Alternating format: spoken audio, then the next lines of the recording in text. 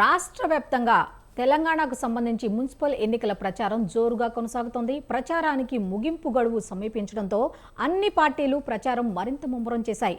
అయితే నేటి సాయంత్రం 5 గంటలకు ప్రచారానికి తెరపడనుంది. దీనికి సంబంధించి ఈ నేపథ్యంలో సూర్యాపేట జిల్లా హుజూర్ నగర్లో అన్ని పార్టీలు విస్తృత స్థాయిలో ప్రచారం చేస్తున్నాయి. ఓటర్ల ఇండ్లకు అభ్యర్థులు వెళ్లి తమకే ఓట్లు వేయాలని కోరుతున్నారు. హుజూర్ నగర్లోని 28 వార్డుల్లో కాంగ్రెస్సే గెలుస్తుందంటున్న చైర్మన్ అభ్యర్థి దొంతగాని శ్రీనివాస్ గౌడ్తో మా correspondent Saidulu face to face.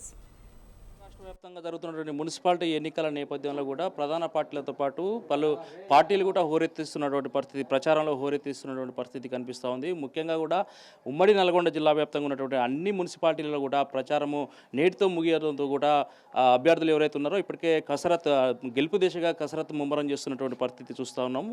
దాంట్లో భాగంగా కూడా హుజూర్ నగర్కి సంబంధించి కూడా అన్ని అభ్యర్థులతో ఈరోజు పార్టీకి సంబంధించినటువంటి అభ్యర్థులు కూడా ప్రచారం ముగియడంతో కసరత్తు చేస్తున్నటువంటి పరిస్థితి నేపథ్యంలో కూడా మనం ప్రస్తుతము హుజూర్ నగర్కి సంబంధించినటువంటి దొంతగాని శ్రీనివాస్ గౌడ్ మనతో పాటు ఉన్నారు. సో ప్రస్తుతం మనము అడిగి తెలుసుకునే ప్రయత్నం చేద్దాం. సో మొత్తంగా మున్సిపాలిటీకి సంబంధించి గెలుపు ప్రచారాలు ఎలా ఉన్నాయి, గెలుపు దశగా ఎలాంటి కార్యక్రమాలు చేస్తూ ఉన్నారు? హుజూర్ నగర్లో 28 వార్డులు ఉన్నాయి మున్సిపాలిటీ పరిధిలో.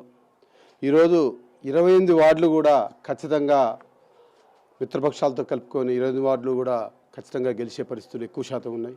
ఎందుకు నేను చెప్తున్నానంటే, స్వతంత్రం వచ్చిన తర్వాత భారతదేశంలో ఏ నాయకుడు చేయలేనంత గొప్పగా ఈ హుజూర్ నగర్ని అభివృద్ధి చేయడానికి మన గౌరవ మంత్రివర్యులు ఉత్తమ్ కుమార్ రెడ్డి కంకణం కట్టుకొని నిద్రాగారం లేకుండా అభివృద్ధిలో ముందుకు దూసిపోతున్న కాబట్టి ప్రజలందరూ కూడా ఆలోచిస్తున్నారు.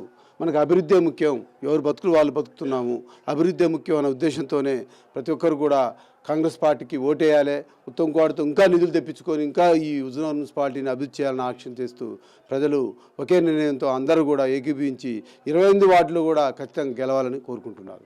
మొత్తంగా నిన్న బీఆర్ఎస్ పార్టీ కూడా ఇదంతా ఇక్కడ అభివృద్ధి శూన్యం అంటూ కూడా హాట్ కామెంట్ చేస్తున్నటువంటి పరిస్థితి ఉంది. ఎందుకంటే మంత్రి ఇలాకాలో కూడా ఇలాంటి కామెంట్స్ మీరు ఎలా చూస్తారు? అభివృద్ధి శూన్యం అని చెప్పడానికి కూడా నేను గతంలో ఒక 4-5 సంవత్సరాలు బీఆర్ఎస్ పార్టీలో పనిచేసినాను. బీఆర్ఎస్ పార్టీలో పనిచేసిన 5 సంవత్సరాలు సరే కొన్ని పదవులు చేసినాను. ఆ పదవులు పేపర్కే పరిమితమై తప్ప మాకు ఏ అధికారాలు లేవు, ఏమి అభివృద్ధి కూడా చేయలేకపోయినాము. ఎందుకంటే అదంతా హైకమాండ్ మొత్తం ఎక్కడో ఉంటుంది. ఇక్కడికి వచ్చిన ఎమ్మెల్యేలు దోసుకోవడానికి ఎక్కువ ప్రయారిటీ ఇచ్చారు, నాయకులు ఇబ్బంది పెట్టడానికే ప్రయత్నించారు తప్ప ఎక్కడా కూడా అభివృద్ధి అనేది లేదు. ఎందుకంటే వాళ్ళ యొక్క కమిషన్లు, వాళ్ళ యొక్క సొంత ఏజెండా, వాళ్ళ యొక్క సొంత డబ్బు కోసం తప్ప వాళ్ళు ఎక్కడా కూడా ఈ అభివృద్ధికి వాళ్ళు ఇష్టపడలేదు.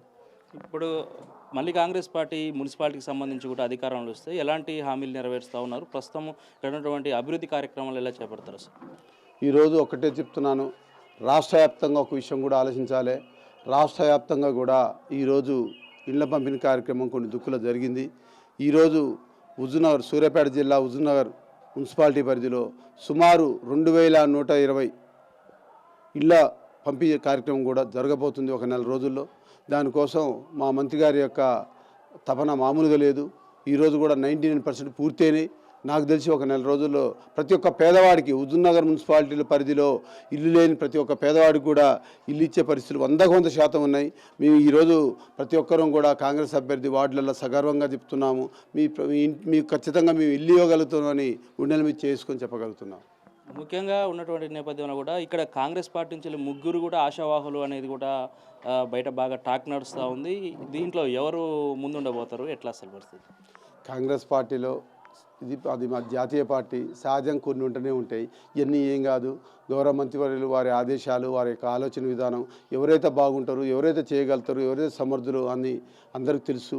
ఆయన కూడా అన్నిటినీ చూసుకుంటాడు. ఆయన కొత్త కాదు రాజకీయాల్లో, 35 సంవత్సరాలు రాజకీయ జీవితంలో ఉండు ఏ రోజు కూడా ఓటమి ఎరగని నేత. ఈరోజు కోదాడు హుజూర్ నగర్ ప్రజల యొక్క ఆలోచనలు ఎలా ఉండాలి, వాళ్ళకి ఎలా ఉండాలి, ఎవరైతే కరెక్ట్ ఉంటుంది చేస్తారో అందరినీ కూడా సమన్వయపరిచి ఎవరిని ఇబ్బంది పెట్టకుండా అందరినీ సహకారాలు తీసుకొని ప్రతి ఒక్కరికి న్యాయం చేసే విధంగా ఏదైనా ఉంటాయని నేను మనస్ఫూర్తి. మీ పేరైతే ఎక్కువగా వినిపిస్తూ ఉంది, మీరేం చెప్తారు ప్రజలకి? నా పేరు ఎక్కువనేం కాదు, మా మంత్రి గారు ఏం చెప్తే అది వింటాను. నేను సిద్ధంగా ఉన్నాను. కాంగ్రెస్ పార్టీ నిర్ణయాలకు కట్టుబడి ఉంటాను. పేరంటే సరే మామూలుగా ఎందుకు ఉంటుందంటే, యాక్చువల్గా నేను పార్టీ చూడను, గతంలో ఉన్నప్పుడు పార్టీ బేసిక్లో కూడా చూడలేదు. ప్రతి ఒక్కరిని కాపాడుకుంటూ వచ్చినాను. ఏ కష్టం వచ్చినా ఏ ఇబ్బంది వచ్చినా కూడా ఈరోజు హుజూర్నగర్ మున్సిపాలిటీ పరిధిలో నా ఇంటికే వస్తారు.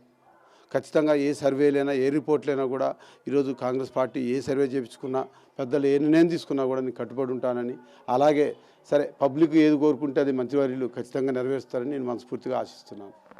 రైట్, ఇది హుజూర్నగర్ నుంచి ఉన్న పరిస్థితి. ఎందుకంటే ఇక్కడ ఉన్నటువంటి అన్ని వార్డులకు సంబంధించి కూడా వీళ్ళు గెలుపు దశగా పనిచేస్తూ ఉన్నారు. ముఖ్యంగా ఉత్తమ్ కుమార్ రెడ్డి సారథ్యంలో పనిచేస్తున్నటువంటి నేపథ్యంలో కూడా, ఎందుకంటే మంత్రి ఇలాకాలో కాబట్టి ఖచ్చితంగా గెలిపే దశగా పనిచేస్తున్నట్టు కూడా ఇక్కడ ఉన్నటువంటి చైర్మన్ పర్సన్ శ్రీనివాస్ గారు చెప్తున్నటువంటి పరిస్థితి. ఇది ఇక్కడ ఉన్న తాజా పరిస్థితి. కెమెరా పర్సన్ అనిల్తో సైదుల్ స్వతంత్ర, సూర్యాపేట.